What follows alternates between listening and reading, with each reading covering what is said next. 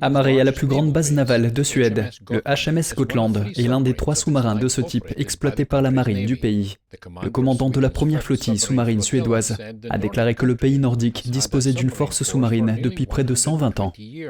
Tout au long de cette période, nous avons été autosuffisants en matière de technologie, de formation des équipages et d'expérience environnementale. Je dirais donc que dans l'ensemble, c'est ce qui fait l'efficacité de la force sous-marine suédoise.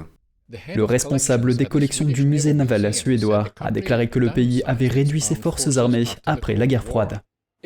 La flotte est aujourd'hui assez petite par rapport à ce que nous avions dans les années 70 ou 80. Mais heureusement, elle est plus puissante vaisseau contre vaisseau, pour ainsi dire.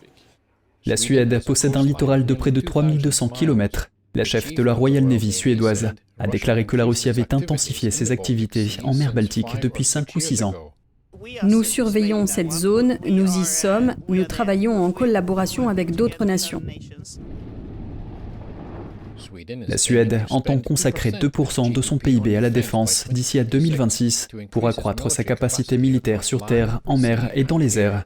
Elle doublera également le nombre de conscrits pour le porter à 50 000 d'ici à 2035.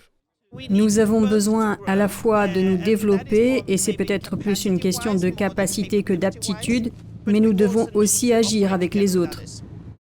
La Suède et la Finlande ont toutes deux demandé à adhérer à l'OTAN après l'invasion de l'Ukraine par la Russie. La Finlande est devenue membre en avril, tandis que la candidature de la Suède a été retardée en raison des objections de la Turquie et de la Hongrie.